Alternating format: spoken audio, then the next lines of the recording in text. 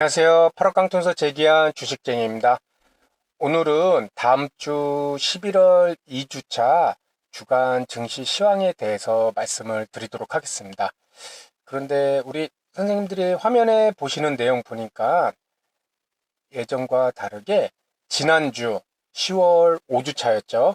지난주 10월 28일부터 11월 1일까지 이 지난주 공시 내용, 주요 공시 내용을 한번 체크해 보는 것도 매우 의미가 있을 것 같아서 오늘은 이렇게 지난주 공시 내용까지 한번 간단히 살펴보도록 하겠습니다. 특히 우리나라 산업 구조 자체가 이제 하청 구조로 이루어지다 보니까는 이렇게 대표 업종, 그 업종을 대표하는 그 종목들에 대한 실적을 확인하는 것은 그와 관련된 유사한 업종의 중소형 종목들에도 분명히 영향을 미칠 수가 있을 것입니다. 그래서 그런 대표 업종에 대한 이제 3분기 실적도 함께 보고, 그리고 또 일반 개별 종목에 뭐 호재나 악재가 있을지 그런 내용이 어떤 것이 있든지 그것을 한번 보는 시간도 지금 갖도록 하겠습니다. 먼저 10월 5주차 지난주였죠. 주요 공시 내용입니다. 먼저 건설업종인 GS건설이 이제 3분기 영업이익이 전년 동기 대비 19.6% 감소를 하였습니다. 건설업이 감소를 하였고, 그리고 한미약품 3분기 영업이익이 249억으로 전년 동기 대비 16% 증가.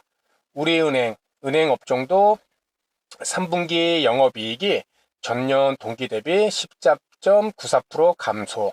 그리고 이거는 분기 이제 영업이익 뭐 분기 실적이 아니고 두산 같은 경우는 이제 면세 특권권 반납을 해갖고 서울시내 면세점 사업이 이제 중단됐다는 공시가 나왔습니다.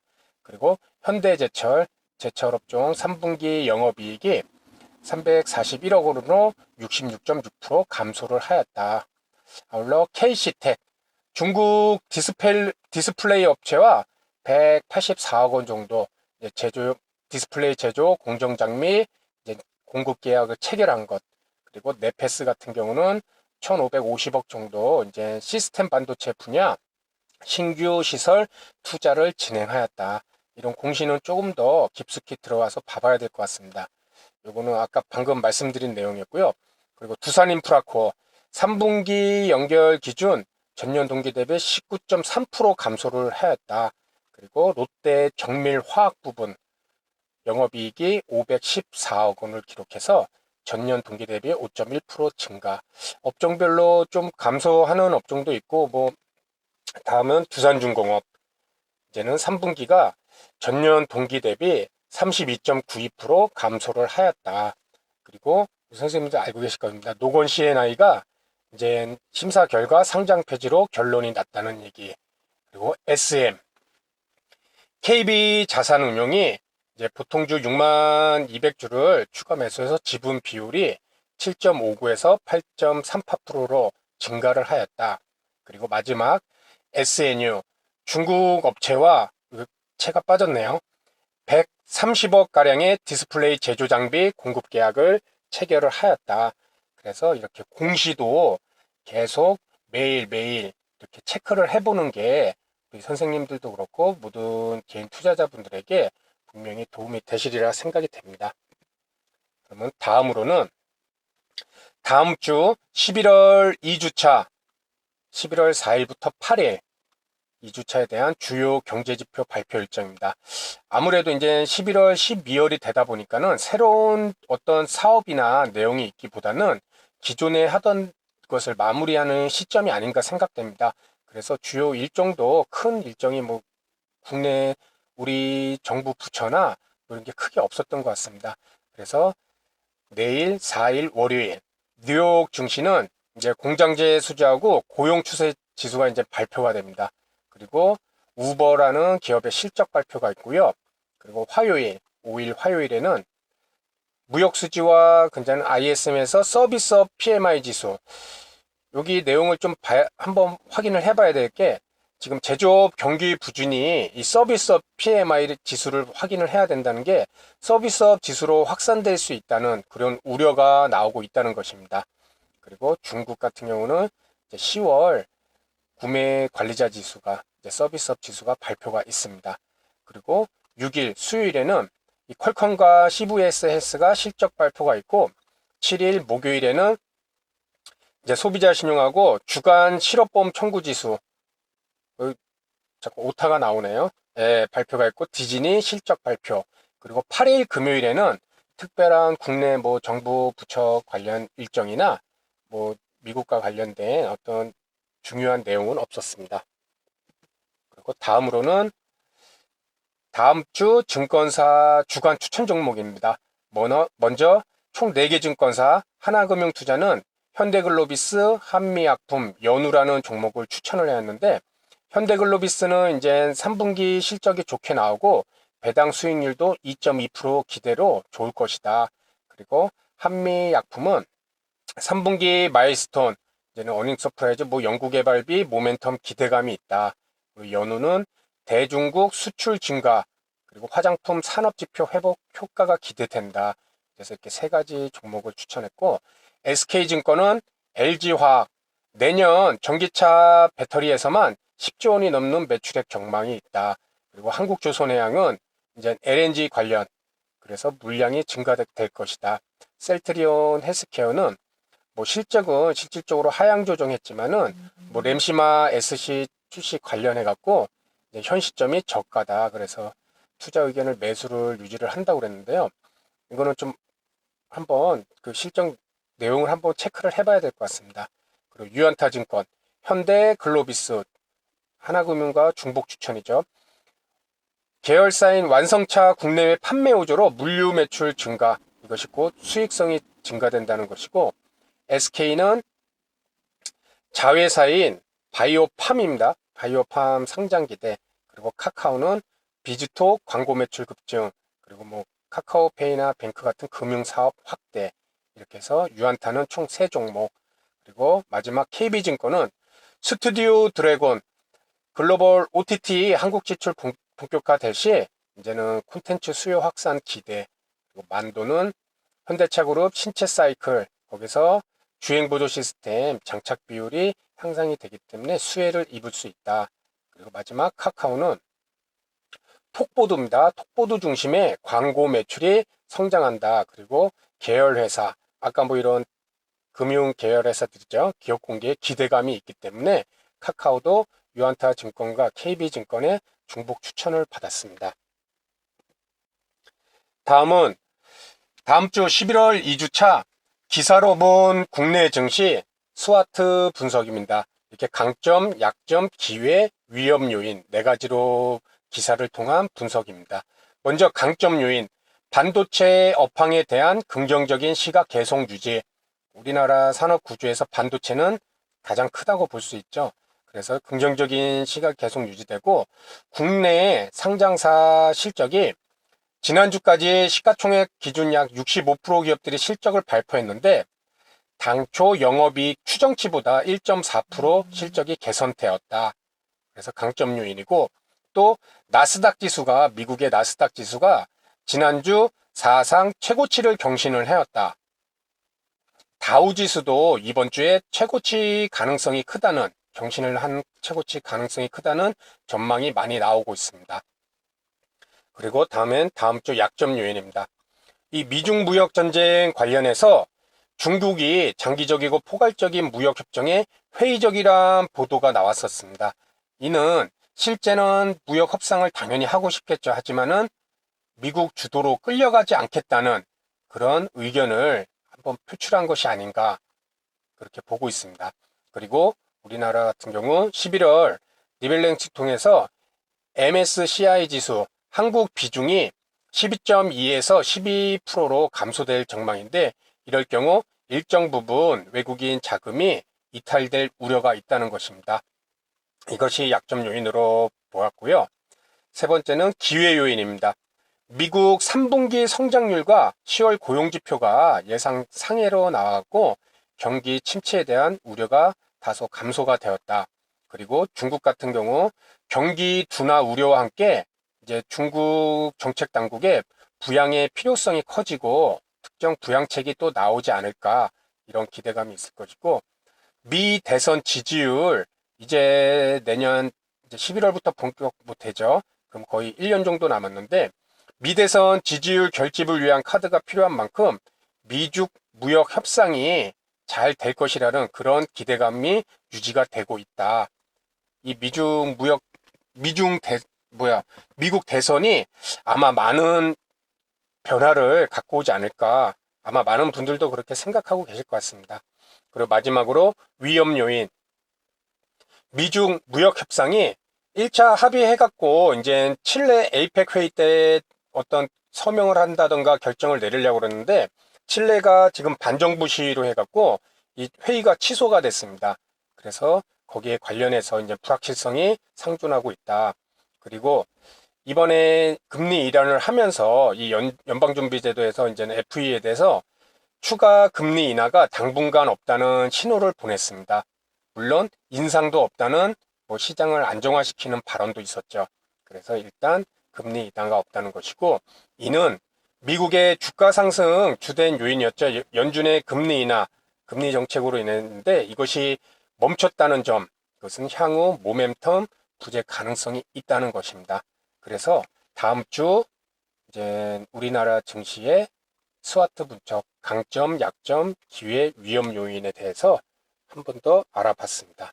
그러면은 지금 이제 차트를 한번 보고 우리 시장에 대해서 체크해보는 시간을 먼저 갖도록 하겠습니다. 우선 11월 1일 지난주 금요일이었죠. 미국의 다우 지수가 큰 폭 상승을 했죠. 1.11% 상승한 27,347, 그리고 나스닥 지수도 1.13% 상승한 8,386으로 마감을 하였습니다. 제가 한번 말씀드렸죠. 미국 다우 지수는 지수를 볼 때 이것을 그냥 주가 지수라고 생각하지 말고 하나의 종목으로 보시면은 좀 이해가 저는 빨리 되더라고요. 다우는 27,300원짜리 종목이라고 보고 나스닥은 8,386원짜리 종목, 그렇게 봤을 때 차트를 보면은 조금 더 현실감 있게 오더라고요. 그래서 11월 1일 우리 국내 시장 마감하고 미국의 다우와 나스닥은 이렇게 큰 폭의 상승이 있었다. 이런 상승과 함께 이어지는 국내 야간 증시도 외국인이 502억 원 순매수를 함과 동시에 결국 0.48% 상승 마감을 하였습니다. 그래서 우리 장 지수도 내일 월요일에는 코스피 같은 경우는 상승으로 출발할 가능성이 높겠다. 이 미국의 지수와 그리고 국내 우리 야간 증시 이 0.48% 상승 포인트를 봤을 때 내일도 코스피 같은 경우는 상승 출발이 예상이 될 것 같습니다.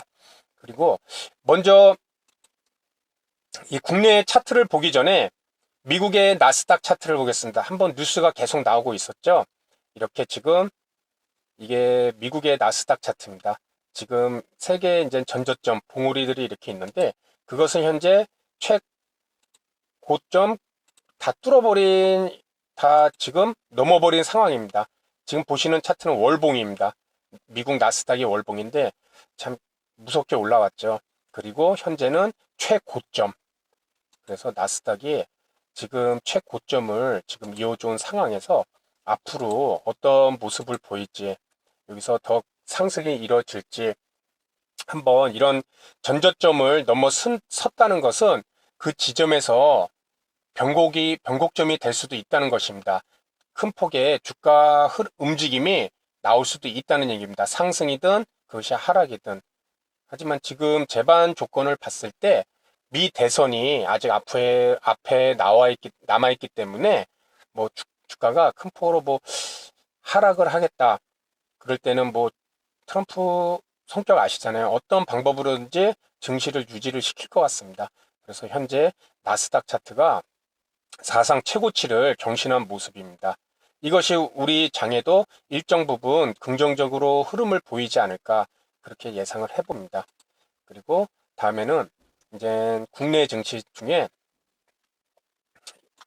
여기 한번 보겠습니다.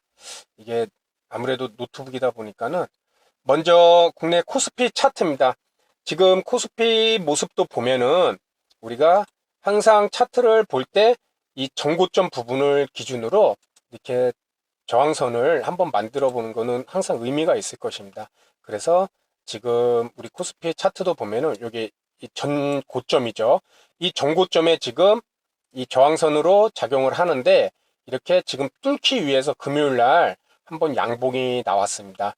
우선 아까 우리 미국 장의 상승과 우리 야간 선물 시장의 0.4%대 상승을 통해서 아마 전고점을 내일 한번 뚫는 시도가 2100선이 이제는 지금 현재 2100인데요. 이 부분을 전고점을 뚫는 모습을 나오지 않을까 그렇게 예상을 해봅니다. 이렇게 뚫었을 때 우리는 한 번 더 또 예상을 해봐야 됩니다. 그 다음 이 전고점 부분 주가가 어디까지 올라가고 어디에서 또 저항을 만날 수 있을지 그것은 이 전고점 그리고 그 이전에 있었던 이 지지점 이것이 저항선이 돼서 우리가 현재 주가가 이 저항선을 맞고 또 떨어질 수도 있다. 그래서 다시 뭐 뚫고 올라갔다가 다시 여기를 지지를 하는 그런 모습도 그래서 특별한 뭐 기술이 필요하거나 그런 게 아니라 우리 여기 지지선 저항선 그는 거 이제 우리 영상에서도 말씀했잖아요. 그냥 전고점과 그리고 그것을 깼을 때는 뚫고 올라갔을 때는 그 다음 전고점 거기까지 갔을 때는 그 다음 최초 이 전고점이 지지선으로 작용을 하고 다시 반등이 나와야 된다. 요거는 아주 간단한 이 선 두 개만으로도 우리가 한번 생각을 해볼 수 있다는 것입니다. 물론 100% 이렇게 움직이지는 않겠지만 그래도 어느 정도 이 추이를 한번 관찰을 해볼 수 있을 것 같습니다. 그래서 코스피 차트 같은 경우는 일단 월요일장 미국의 상승과 그리고 야간 선물 시장의 상승으로 인해서 이 코스피도 상승 출발이 예상이 됩니다. 다음에는 이 코스닥 차트를 한번 보도록 하겠습니다.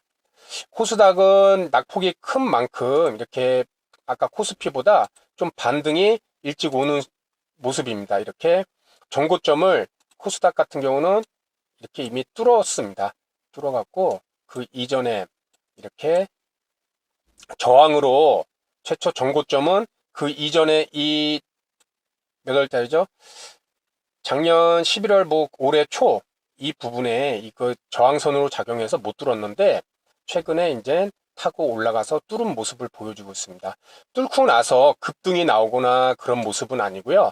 이 부분에서 쌓여있던 이 많은 매물 물량을 서서히 소화를 시키고 있는 모습입니다. 제 개인적으로는 참 보기 좋은 모습인 것 같습니다. 급등도 아니고 급락도 아니고 하락했기 때문에 어느 정도 물량 소화를 거쳐야 되고 매물대 소화를 거쳐야 되고 그리고 하락하는 이평선들도 충분히 횡보를 시킬 수 있는 시간적인 모습이 필요하다.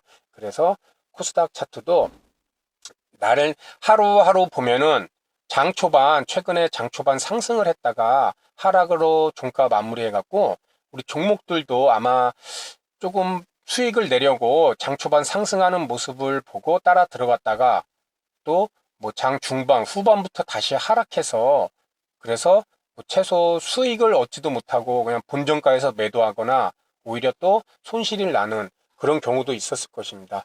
하지만 이렇게 차트 주가지수 차트 모양만으로 봤을 때는 지금 흐름은 그렇게 나쁜 모습은 아니라고 생각이 됩니다. 아울러 20일 이평선도 계속 따라서 올라오는 중이고요. 그래서 급등락보다는 오히려 이렇게 천천히 기존에 급락했을 때 물려있던 이 매물대를 충분히 소화를 시키고 이평선도 충분히 횡보를 만들어서 그런 모습이 나왔으면 좋을 것 같습니다. 그래서 오늘은 이 다음 주 주간 시황을 총 5가지 부분, 지난주 주요 공시 내용, 그리고 뭐 또 어떤 내용을 했었죠? 그 증권사 주간 추천 종목, 그리고 다음 주 주요 주간 일정 발표, 그리고 이렇게 차트까지 이렇게 한번 살펴보는 시간을 가졌습니다.